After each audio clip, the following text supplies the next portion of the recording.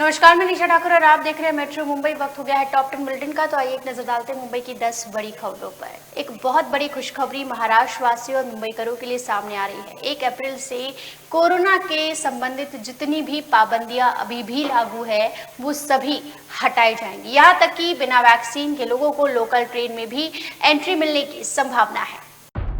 महाराष्ट्र की जनता को 1 अप्रैल से बड़ी राहत मिलने वाली है। कोरोना संक्रमण को काफी हद तक काबू में लाया जा चुका है, इसीलिए अब 1 अप्रैल से कोरोना से जुड़ी सारी पाबंदियां हटाए जाने का विचार किया गया है।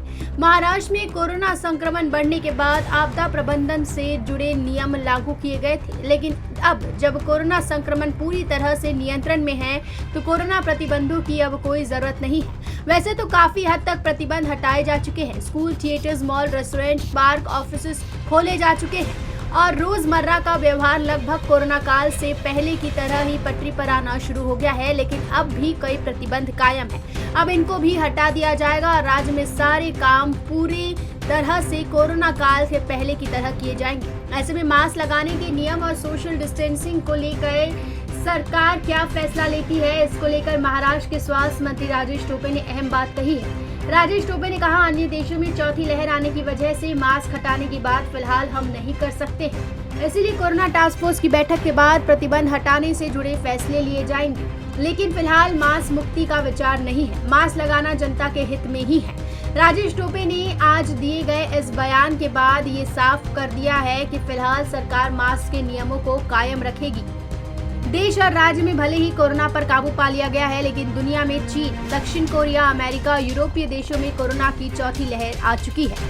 सरकार इस संबंध में अधिकृत घोषणा आज या गुरुवार को कर सकती है, पर पूरी तरह संभावना है कि प्रतिबंध भले ही पूरी तरह हटा दिए जाएंगे, लेकिन मास्क का नियम कायम रहेगा। समिति से जुड़े अधिकारियों द्वारा दी गई जानकारी के मुताबिक राज्य में ज्यादातर लोगों ने वैक्सीनेशन करवा लिया है। तेजी से हुए वैक्सीनेशन की वजह से कोरोना का संकट काफी हद तक टल गया है। इस वजह से संबंधित समिति ने कोरोना के प्रतिबंधों को हटाने का फैसला लिया है। ऐसे में न मास्क पहनने पर जो जुर्माना वसूला किया जा रहा था वो नियम भी रद्द किया जा सकता है, लेकिन लोगों को मास्क इस्तेमाल करने के लिए अपील जरूर की जा सकती है। Bureau report, metro Mumbai. तो प्रॉपर्टी टैक्स ना भरने के खिलाफ बीएमसी सख्त हो गई है। अगर आप प्रॉपर्टी टैक्स नहीं भरेंगे तो आपकी प्रॉपर्टी नीलाम की जा सकती है। बीएमसी ने प्रॉपर्टी टैक्स न भरने वाले कई लोगों की संपत्तियों को जब्त कर लिया है। वहीं अब संपत्ति कर के बकाया की वसूली के लिए मनपा ने अब संपत्ति मालिकों को बकाया चुना। संपत्ति मालिकों को बकाया चुकाने के लिए 15 दिन का अंतिम नोटिस भेजा है। बीएमसी ने चेतावनी देते हुए कहा कि यदि इस अवधि के भीतर बकाया का भुगतान नहीं किया, संपत्ति की नीलामी की जाएगी। इस बारे में उर्वरक संग्रहण एवं निर्धारण विभाग के संयुक्त आयुक्त सुनील धामने ने बताया कि जब्त की गई संपत्ति की कीमत निर्धारित करने के लिए जल्द ही मंत्रित कर संगठन की नियुक्ति की जाएगी। बकाया से संपत्ति कर की वसूली के लिए कार्य योजना तैयार हो गई। योजना के तहत इस साल संपत्ति की वसूली के लिए 6,000 करोड़ रुपयों का लक्ष्य रखा गया था। लक्ष्य के मुताबिक अब तक 5,030 करोड़ रुपए की वसूली हो चुकी है, यानी करीब 84% वसूली नगर प्रशासन ने पूरी कर ली है। बकाया संपत्ति कर की वसूली के लिए नगर पालिका द्वारा की गई कार्रवाई में अब तक 5,821 संपत्तियां जब्त की जा चुकी है। इनमें भवन, भूखंड, कार्यालय, हेलीकॉप्टर, वाहन, कंप्यूटर, एसी शामिल है। इनमें 3,978 करोड़ रुपए का बकाया है। अब तक 728 करोड़ रुपए का बकाया वसूल किया जा चुका है। इन संपत्तियों की नीलामी के लिए निगम ने कानून में प्रावधान भी किया है। मेट्रो मुंबई के लिए राजेश सोनी की रिपोर्ट। तो मस्जिद के लाउडस्पीकर्स हटाने को लेकर आजान की आवाज ना सुनाई दे, इसको लेकर अब मोहित कंबोज के बाद मंगल प्रभात लोढ़ा ने मुंबई पुलिस कमिश्नर को पत्र लिखा है और ये मांग की है कि अवैध लाउडस्पीकर्स हटाए जाए और हिंदू त्योहार गुड़ी पाड़वा मनाने की इजाजत दी जाए। मुंबई में मस्जिदों से लाउडस्पीकर हटाने का मामला तूल पकड़ता जा रहा है, जहां बीजेपी नेता मोहित कंबोज ने कल वीडियो जारी कर मस्जिदों से लाउडस्पीकर हटवाने की मांग की थी, जिसके बाद ये मामला लगातार गर्माता जा रहा है। वहीं अब मुंबई भाजपा अध्यक्ष मंगल प्रभात लोढ़ा ने इस मामले को लेकर मुंबई पुलिस कमिश्नर संजय पांडे से मुलाकात कर उन्हें हिंदू पर्वों को मनाने की अनुमति भी मांगी। मुंबई भाजपा की ओर से ध्वनि प्रदर्शन का हवाला देते हुए मस्जिदों में लगे अवैध लाउडस्पीकर से अजान देने पर रोक लगाने की मांग की गई और साथ ही हिंदू पर्वों को मनाने की अनुमति भी मांगी गई। और विधायक मंगल प्रभात लोढ़ा ने इस संदर्भ में मुंबई पुलिस के आयुक्त संजय पांडे से मुलाकात भी की। लोढ़ा के साथ आयुक्त ने मिलने पहुंचे प्रतिमंडल में विधायक अतुल भातखलकर, विधायक कालिदास कोलंबकर, विधायक राहुल नार्वेकर, मुंबई भाजपा के अध्यक्ष पवन त्रिपाठी, मुंबई भाजपा के उत्तर भारतीय ओरछा के अध्यक्ष जयप्रकाश सिंह और भाजपा के दक्षिण मुंबई जिला अध्यक्ष राजेश शिरवाकर शामिल थे। इस मंडल ने ज्ञापन पुलिस कमिश्नर को सौंपा। ज्ञापन में कहा गया है कि मुंबई पुलिस प्रशासन ध्वनि प्रदूषण की ओर ध्यान दे और उसे रोकने के लिए नए उपक्रम आयोजित करे, क्योंकि अलग अलग वजहों से मुंबईकरों को ध्वनि प्रदूषण का सामना करना पड़ता है। इन कारणों में एक महत्वपूर्ण कारण मस्जिदों के लाउड स्पीकर भी है, जिससे अजान दिए जाते हैं। ज्ञापन के मुताबिक लाउड स्पीकर से अजान के दौरान जोरदार आवाजें होती है और उस वजह से ध्वनि प्रदूषण फैलता है। इस संबंध में मुंबई की जनता की भावनाओं को बीजेपी ने पुलिस कमिश्नर संजय पांडे तक पहुंचाया। इसके साथ ही ज्ञापन में कहा गया है कि हिंदू पर्व यानी कि गुड़ी पाड़वा के अवसर पर विविध स्थानों पर विविध जगहों पर नए साल की स्वागत यात्रा की अनुमति दी जाए। साथ ही 10 अप्रैल को रामनवमी, 14 अप्रैल को भारत रत्न डॉक्टर बाबा साहेब अम्बेडकर और 16 अप्रैल को हनुमान जयंती मनाने की अनुमति दी जाए। देखिए, हम इस मामले में किसी भी तरह की टिप्पणी तो नहीं कर सकते, लेकिन ये सब एक धर्मी राजनीति है, जहां मस्जिदों से तो लाउड स्पीकर को हटाने की मांग की जा रही है, लेकिन दूसरी तरफ हिंदू पर्वों को खुलेआम और धूमधाम से मनाने की अनुमति मांगी जा रही है। मेट्रो मुंबई के लिए तृप्ति सिंह की रिपोर्ट। तो मुंबई पुलिस कमिश्नर का एक ऐतिहासिक फैसला कि अब सीपी लेवल के कर्मचारी अधिकारी भी नाइट शिफ्ट करेंगे। मुंबई के नए पुलिस कमिश्नर जनता से जुड़ने का एक भी मौका नहीं छोड़ रहे हैं। पुलिस आयुक्त संजय पांडे लगातार जनता के हित में फैसला ले रहे हैं, मुंबईकरों के हित के बारे में सोच रहे हैं। एक बार फिर संजय पांडे ने एक आदेश जारी किया है और इसी आदेश के चलते उनकी हर जगह सराहना भी हो रही है। संजय पांडे ने आदेश जारी किया है कि अब मुंबई के जॉइंट सीपी और एडिशनल सीपी लेवल के पुलिस अधिकारी नाइट ड्यूटी करेंगे। क्यों हैरान हो गए ना आप? इतिहास में ऐसा पहली बार होगा जब इतने बड़े अधिकारी नाइट ड्यूटी पर रहेंगे, सिर्फ और सिर्फ मुंबई और मुंबईकरों के सुरक्षा के लिए। आमतौर पर अब तक कांस्टेबल और डीसीपी लेवल तक के ही अधिकारी नाइट ड्यूटी पर होते थे, लेकिन ये फैसला सबसे हटकर है। आदेश के मुताबिक अब वरिष्ठ अधिकारियों को भी नाइट शिफ्ट करनी होगी। हर 15 दिनों में एक जॉइंट सीपी और 10 दिनों में एक एडिशनल सीपी को नाइट ड्यूटी करनी होगी। आपको बता दें कि मुंबई पुलिस कमिश्नर संजय पांडे लगातार जनता से संपर्क में रहते हैं। उन्होंने कई अहम फैसले लिए हैं, जिसमें से फिलहाल सबसे ज्यादा चर्चा में मुंबई की संडे स्ट्रीट बनी हुई है, लेकिन अब ये फैसला भी सभी के नजर में है। इस फैसले से मुंबई रात में और भी ज्यादा सुरक्षित हो जाएगी। Bureau report, metro Mumbai. Mumbai से सटे डोंबिवली से एक शातिर चोर को गिरफ्तार किया गया है। किस तरीके से पुलिस ने इस चोर को गिरफ्तार किया, देखिए रिपोर्ट। मुंबई से सटे डोंबिवली की मानपाड़ा पुलिस ने एटीएम मशीन में पैसे अनलोड और अनलोड करने वाले के खिलाफ कार्रवाई की है, जो ज्यादा पैसे कमाने की लालच में नौकरी छोड़कर एक चोर बन गया। दरअसल पुलिस को एक बंद एटीएम मशीन से ड्रिल मशीन की आवाज आई और जब उन्होंने जाकर देखा तो एक चोर एटीएम मशीन को तोड़ने की कोशिश कर रहा था। ये पूरी घटना सीसीटीवी में भी कैद हो गई। आरोपी राहुल चौरडिया मूल रूप से मध्य प्रदेश का रहने वाला है और उच्च शिक्षित है। वो पहले एटीएम मशीन में पैसे लोड और अनलोड करने का काम करता था। पुलिस को ये भी संदेह है कि महाराष्ट्र और अन्य राज्यों में एटीएम मशीनों में तकनीकी तरीके से सेंध लगाने का इसने काम किया है। पूछताछ के दौरान पुलिस को पता चला कि चोर एक उच्च शिक्षित है और सिस्को कंपनी में काम करता था।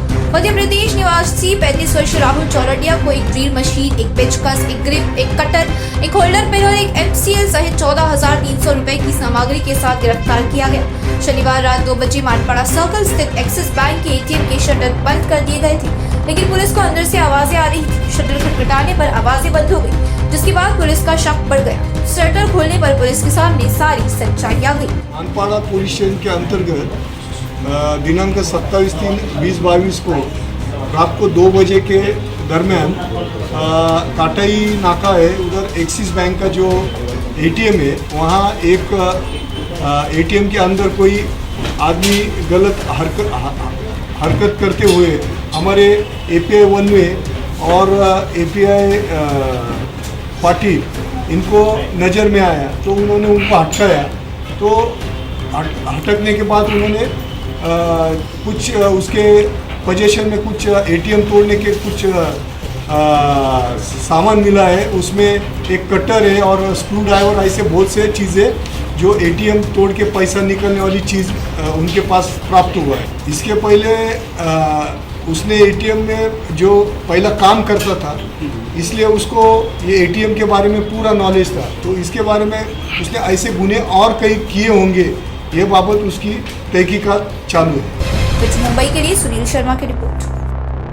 तो संजय पांडे का एक अहम फैसला, उन्होंने ये कहा है कि मुंबई कर क्राइम से परेशान नहीं है बल्कि शोरगुल से परेशान है, अब इसे खत्म कर दूंगा। मुंबई के पुलिस कमिश्नर संजय पांडे ने मंगलवार को प्रेस क्लब में आयोजित एक औपचारिक बातचीत में पत्रकारों से वार्ता करते हुए मुंबई के नागरिकों से संबंधित मुद्दों पर बात की। पांडे ने इस दौरान ट्रैफिक और नॉइज पोल्यूशन के मुद्दों पर बात की, साथ ही ड्रग्स और साइबर क्राइम से जुड़ी बात भी की और कहा कि ये उन प्राथमिकताओं में से एक है और वो इस दिशा में काम कर रहे हैं। पांडे ने कहा, मैं यहाँ मुंबई करों के लिए काम करने के लिए आया हूँ और मैंने उनके साथ सोशल मीडिया पर बातचीत करना शुरू कर दिया है। इसके अलावा मैंने अपना नंबर सार्वजनिक रूप से साझा कर लिया है। पांडे ने इस बातचीत में कहा, मुझे आश्चर्य है कि लोग शहर में क्राइम के बारे में बात नहीं कर रहे हैं बल्कि ट्रैफिक के मुद्दों और नॉइज पोल्यूशन के बारे में बात कर रहे हैं। इसीलिए मैंने ट्रैफिक नियमों को सख्ती से लागू करने की बात कही है। मीडिया से बातचीत के दौरान संजय पांडे ने कहा कि नॉइज पोल्यूशन पर वो इसके लिए सीआरपीसी के कानून के अनुसार कार्य करने जा रहे हैं। पांडे ने साइलेंट संडे के बारे में बताया कि मुंबई पुलिस कोशिश कर रही है कि रविवार के दिन किसी नागरिक को नॉइज पोल्यूशन जैसी समस्या न हो। पांडे ने बताया कि हेड कांस्टेबल पहले जांच नहीं करते थे, सिर्फ अधिकारी दर्जे के लोग ही जांच करते थे। ऐसे में अब हेड कांस्टेबल को जिम्मेदारी दी गई है कि वो छोटे से छोटे क्राइम की जांच खुद करेंगे। संजय पांडे ने मीडिया को बताया कि मुंबई में 40,000 के करीब कांस्टेबल की संख्या है। ऐसे में उन्होंने लोगों से आग्रह किया है कि वो दिन में किसी एक की मदद करे। Bureau report, metro Mumbai. तो महंगाई के दौर में मुंबई करों के लिए एक खुश खबर, खाने का तेल, सरसों का तेल, पाम तेल, राई तेल सस्ता हो गया है। विदेशी बाजारों में तेजी के बीच आयातित तेलों के भाव में रिकॉर्ड तेजी आने से बीते सप्ताह देश भर के तिलहन बाजारों में सरसों तेल तिलहन छोड़कर लगभग सभी तेल तिलहनों के भाव सुधार दर्शाते बंद हुए। सरसों की नई फसल की आवक बढ़ने से सरसों तेल तिलहन की कीमतों में गिरावट देखने को मिली। बाजार सूत्रों ने कहा कि भारत अपने खाद्य तेल आवश्यकताओं को पूरा करने के लिए लगभग 60% भाग का आयात करता है।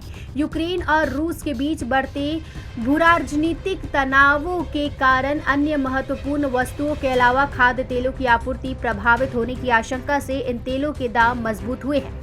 आपको बता दें कि विदेशी तेलों के दाम पहले ही आसमान छू रहे हैं। कच्चा पाम तेल और पामोलिन तेलों के भाव रिकॉर्ड स्तर पर पहुंच चुके हैं और देशी तेलों में जिस सरसों का दाम बाकी तेलों से लगभग 30 से 40 रुपए किलो अधिक जा रहा था, अब उन आयातित तेलों के मुकाबले सरसों का दाम 5 से 7 रुपए किलो नीचे आ गया है। सूत्रों ने कहा कि उत्तर भारत में तो सरसों की अधिक खपत होती है, लेकिन तमिलनाडु, आंध्र प्रदेश, केरल, महाराष्ट्र और गुजरात में सूरजमुखी, सोयाबीन, बिनौल, मूंगफली जैसे अन्य तेलों की अधिक खपत होती है। सरसों तो उत्तर भारत की जरूरतों को कुछ हद तक पूरा कर सकता है, पर युद्ध बढ़ने के बीच सूरजमुखी और सोयाबीन दिगम जैसे बाकी खाद्य तेलों का आयात प्रभावित हो सकता है। सूत्रों ने बताया कि मंडियों में सरसों की नई फसलें की आवक बढ़ने के बाद बीते सप्ताह सरसों दाने का भाव 150 रुपए की गिरावट के साथ 7,500 से लेकर 7,725 रुपए प्रति क्विंटल रह गया। इसी के साथ पिछले सप्ताह के मुकाबले 175 रुपए की गिरावट के साथ जो है वो देखी गई है। Bureau report, metro Mumbai. तो प्रवीण दरेकर की इस्तीफे की मांग लगातार आम आदमी पार्टी मुंबई बैंक घोटाले को लेकर कर रही है। इसे लेकर आज मुंबई में भव्य आंदोलन किया गया। आम आदमी पार्टी ने आज महाराष्ट्र विधान परिषद में विपक्ष के नेता भाजपा नेता प्रवीण दरेकर के तत्काल इस्तीफे की मांग को लेकर नरीमन पॉइंट में भाजपा कार्यालय का घेराव किया। मुंबई बैंक का चुनाव लड़ने और जीतने के लिए मजदूर होने का झूठा दावा करके मुंबईकरों को धोखा देने का काम दरेकर ने किया। आप नेता और कार्यकर्ता नरीमन पॉइंट स्थित भाजपा कार्यालय में तख्तियों और बैनरों के साथ एकत्र हुए।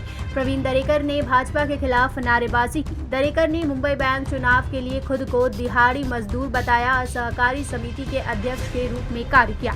2011 से 2021 तक वे अध्यक्ष रहे और 2 बार डायरेक्टर रहे। आम आदमी पार्टी के महाराष्ट्र सचिव धनंजय शिंदे ने दरेकर पर 2000 करोड़ की हेराफेरी का आरोप लगाया है और उनकी तुरंत इस्तीफे की मांग की है। मेट्रो मुंबई के लिए राहुल शुक्ला के साथ निशा ठाकुर की रिपोर्ट। तो विवेक अग्निहोत्री ने कंगना रनौत के साथ काम करने से मना कर दिया। सुनिए, जब उनसे पत्रकारों ने पूछा तब उन्होंने क्या जवाब दिया। 32 साल पहले कश्मीर घाटियों में हुए नरसंहार की दर्दनाक कहानी को बड़े पर्दे पर दिखाने वाली film the Kashmir files box office पर तबाही मचा रही है। वर्ल्ड वाइड तकरीबन 231 करोड़ रुपयों की कमाई करने वाली इस फिल्म ने अक्षय कुमार की बच्चन पांडे और प्रभास की राधे श्याम को पछाड़ दिया है। अब हर तरफ द कश्मीर फाइल्स और विवेक अग्निहोत्री की ही चर्चाएं हो रही है। यूं तो बॉलीवुड के ए-लिस्टर्स सार्वजनिक रूप से विवेक अग्निहोत्री पर उनकी फिल्म की तारीफ नहीं कर रहे हैं, लेकिन बहुत सारे अभिनेता अब उनके साथ काम करने के लिए तत्पर हैं। हाल ही में कई मीडिया रिपोर्ट्स में ये दावा किया जा रहा है कि बॉलीवुड की क्वीन कंगना रनौत और निर्देशक विवेक अग्निहोत्री साथ में काम करने वाले हैं। हालांकि सच्चाई ये है कि कंगना और विवेक ने कोई भी प्रोजेक्ट साइन नहीं किया है। एक साक्षात्कार के दौरान जब विवेक अग्निहोत्री से पूछा गया कि क्या वो आगे चलकर अभिनेत्री कंगना के साथ काम करेंगे, तो निर्देशक ने कहा कि उन्हें उनकी फिल्म में किसी स्टार की जरूरत नहीं है, उन्हें तो बस अभिनेता चाहिए। विवेक आगे कहते हैं कि जब मैंने 12 साल पहले बतौर निर्देशक अपनी यात्रा शुरू की थी तो मैंने फैसला लिया था कि मैं अपने मन के मुताबिक फिल्में बनाऊंगा, कभी भी किसी स्टार को लार्जर देन लाइफ बनाने के लिए फिल्म बनाऊंगा, क्योंकि मेरा मानना है कि सिनेमा लेखक और निर्देशक का माध्यम होता है। Bureau report, metro Mumbai. तो महाराष्ट्र और मुंबई तप रहा है, 40 डिग्री के पार तापमान चला गया है, लू की हवाएं चल रही है, सावधान हो जाइए।